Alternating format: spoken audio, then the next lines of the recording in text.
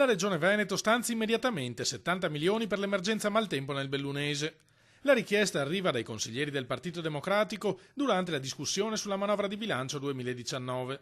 Abbiamo proposto con una serie di emendamenti una manovra emendativa per finanziare con almeno da subito 70 milioni di euro tutte quelle attività che sono state danneggiate, in particolare le viabilità, le strade e tutti quei servizi che i comuni si sono visti interrompere e per i quali hanno dovuto già sborsare parecchie migliaia di euro per riparare appunto tutti questi guasti. L'unico modo per tirar fuori 70 milioni in questo momento, ribatte il vicegovernatore e assessore al bilancio Gianluca Forcolin, sarebbe mettere le mani nelle tasche dei veneti con un'addizionale IRPEF.